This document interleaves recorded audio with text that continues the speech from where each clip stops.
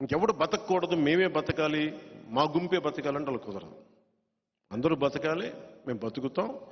మీరు మమ్మల్ని తొక్కేసే మటుకు అధాపాతాళం తొక్కేస్తాం మేము. వాళ్ళు ఇప్పుడు దాకా రౌడీలను చూసుండొచ్చు, రాజకీయ నాయకులను చూసుండొచ్చు, కానీ ఒక మధ్యతరగతి మనిషి తిరుగుబాటు చేస్తే ఎలా ఉంటుందో రుచి చూడలేదు. వాళ్ళందరూ ఏమనుకున్నారు 2006లో, 2008, 2009లో, 2014 వరకు నేను భయపడతాను అనుకుంటారు. మీరు కొట్టే కొద్దీ ఇంకా నేను బలం పెరిగిపోతున్నాను, దెబ్బ పడే కొద్దీ. ఒక శిల్పాన్ని చెయ్యాలంటే దెబ్బ పడే కొద్దీ, ఒక అందమైన ఆకృతిని చెయ్యాలి అంటే ప్రతి దెబ్బ, ఉలి దెబ్బ అనవసరమైన ముక్కను తీసేస్తా. అలా మీరు కొట్టే ప్రతి దెబ్బ నాలో అనవసరమైన ముక్క నేను వదిలేసుకుంటాను. నింగిలోకి వెళ్ళే రాకెట్ ఆ పేలోడ్ను వాడుకొని ఎట్లా నింగిలోకి వెళ్తాను, మీరు కొట్టే ప్రతి దెబ్బ నేను అలా వాడుకొని పైకి ఎదుగుతాను, ఎక్కి అధాపాత్రం తొక్కేస్తాను. ఇదే నిర్ణయించుకున్నాను. ఇది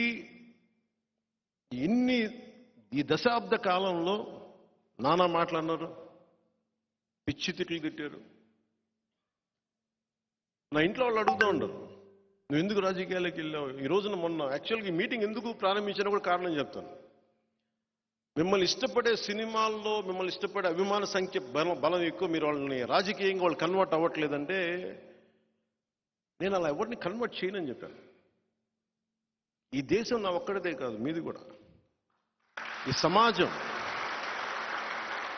నా ఒక్కడిదే కాదు, మీది కూడా. కరోనా వస్తే నా ఒక్కడికే రాదు, మీకు కూడా వస్తుంది. వైసీపీ రోడ్లు లేకపోతే ఆ రోడ్లో నా కారు ఒకటే కాదు, నా బండి ఒకటే కాదు, నా కాలు ఒకటే కాదు, మీరు కూడా వెళ్తాయి. సో నేను కలెక్టివ్గా ఆలోచిస్తాను. మధ్యతరగతి, ఇందాక తిలక్ చెప్పిన మధ్యతరగతి మనుషులాగా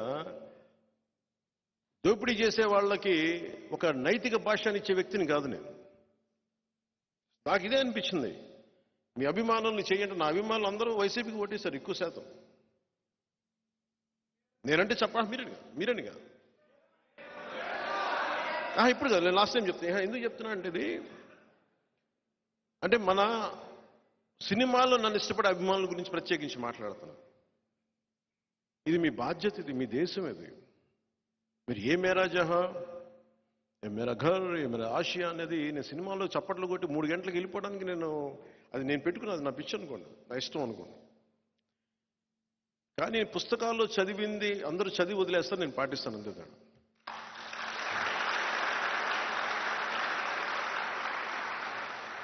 ఇది నేను పెట్టుకుంది ఎక్కడ మారాలి, ఇది ఒక ప్రయత్నం అయితే చేద్దాం.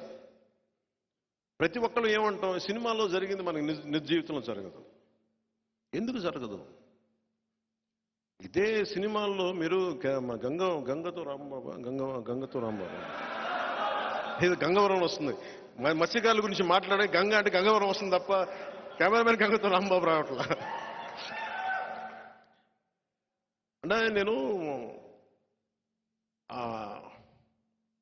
అందులో ఒక సీన్ ఉంటుంది కదా, మీరు అందరూ రండి అని సినిమాలో ఎక్కువ చెప్తే అది చాలా మంది అనుకోవచ్చు అలా నిజంగా వస్తారా అని. సినిమాల వరకు సాధ్యమే కానీ నిజ జీవితంలో జరుగుద్దా అని చాలా మందికి ఒక ఇది ఉంటుంది. అది పవన్ కళ్యాణ్ జీవితంలో అయితే జరుగుతుంది. ఇది అంటే నేను ఏం ఆశించను. Be the change you want to be. నువ్వు ఏ కళ అయితే కంటున్నావో ఆ కళ నువ్వుగా, ఏదనుకుంటున్నావు, సమాజం ఎలా ఉండాలనుకుంటున్నావు అది నువ్వుగా. నేను ఎవరిని ఏం అడగల, ఎవరిని ఏం ఆశించను. నాతో పాటు నడవమని చెప్పను, నాతో పాటు పోరాటం చేయమని చెప్పను. నేను నడుచుకుంటూ ముందుకెళ్తాను. మనలాగా వాళ్ళ గ్రాఫిక్స్ లేవు మనం ఉన్నవాళ్ళు. మన గ్రాఫిక్స్ పెట్టుకోవాల్సిన అవసరం, మన గ్రాఫిక్స్ సినిమాలో, వాళ్ళ గ్రాఫిక్స్ పాలిటిక్స్లో అది తేడా. వైసీపీకి గ్రాఫిక్స్ సినిమాలో అమ్మ, వైసీపీకి గ్రాఫిక్స్ పాలిటిక్స్లో, సభల్లో. మనం సినిమాల్లో కూడా నేను వాడినాం.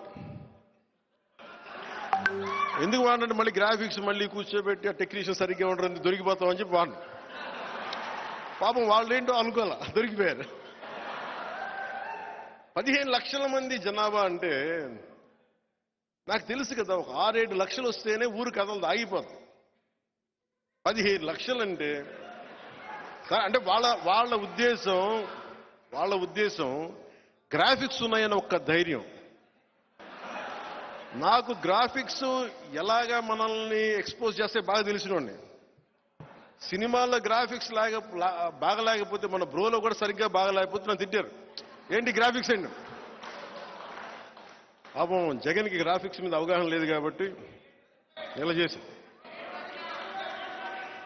ఇందాక చెప్తున్నట్టుగా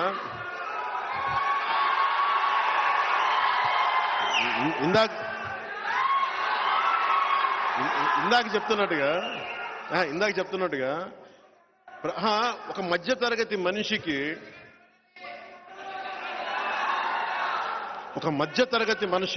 కోపం వస్తే వాడు తిరుగుబాటు చేస్తే ఎలా ఉంటుందో వైసీపీ వాళ్ళకి విశాఖపట్నం చూపించాం. ఒక మధ్యతరగతి మనిషికి కోపం వస్తే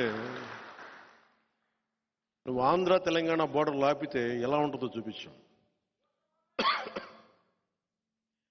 ఇప్పుడు ఆపరేషన్ లేకుండానే మోకాళ్లకు ప్లాస్మా ట్రీట్మెంట్. మీ ఆర్థోపెడిక్ సమస్యలన్నిటికీ రోబోటిక్ టెక్నాలజీ ద్వారా తక్కువ ఖర్చుతో శాశ్వత పరిష్కారం. Free consultation. ప్రతి ట్రీట్మెంట్ పై 20% డిస్కౌంట్. ఈ ఆఫర్ కొద్ది రోజులు మాత్రమే. త్వరపడండి. V9 hospitals 9281465842.